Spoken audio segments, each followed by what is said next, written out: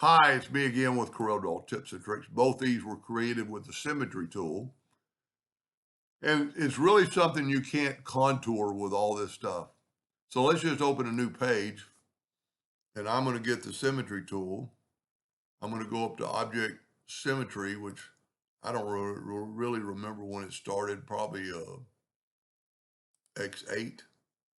And then I'm going to add some lines. I want to be in the center of the page. And a lot of times it won't start in the center, but there you're in the center. I'm going to add a couple more lines. The closer you are, more lines you have, the more unique it's going to look. And I'm just going to draw a 2-point line. And you basically get a polygon. But then we could take both these shapes and right click and turn them into a curve. And then you can click on one of the nodes and kind of curve it. And I want that piece to kind of be continuous.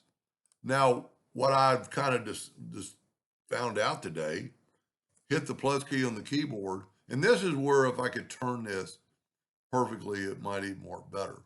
Now, as soon as I let go, it's going to draw a symmetry. I didn't know you could take the virtual segment delete key and delete those lines. So you basically have the same thing. Then hit the plus key again and just move it down. Get the virtual segment delete key and delete those lines. So you're kind of copying the same thing over and over. The hump is getting less because we could still change that. We could do this, take the virtual segment delete key and delete the lines that are on the other side. And you could get that back by taking the shape tool and kind of going like this with it and kind of get that same shape again.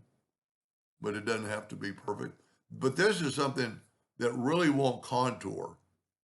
And then you could say finish, and you can do anything you want to with it. You can take the Smart Fill tool and fill them in. Of course, you should never use probably red and green together, but I'm just trying to do it real fast. And then it is always going to look better if you go over here and right click no fill. It's going to make everything just kind of pop out. Anyway, and so these are different rings. And just kind of cool. But I was going to show you why you couldn't really do this with the contour tool, because a lot of people are going to say, well, you could do that with the contour tool. I'm going to go and take the virtual segment delete key and delete. Well, let me move this out of the way.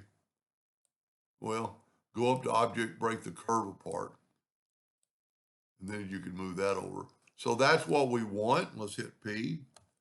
But no matter which way you contour, it's not going to contour good. We're going to go the inside one time. Well, that's not enough. Let's go with like 4 inches or 3 inches. It doesn't matter. But see how it changes the shape? And if we go to the outside, it's going to change it like that. We could use rounded corners on our contour, but you're still not going to get, the contour tool is just not going to work. So you could do those shapes like I did here and kind of, those two are mimicked. I changed this one and I kind of changed the other ones up, but you could pretty much get them dead on. See where that point is great, that point is less, and then that's not even a point. Anyway, the symmetry tool is kind of fun to play around with. Hope that helped just a little bit. Thank you for watching.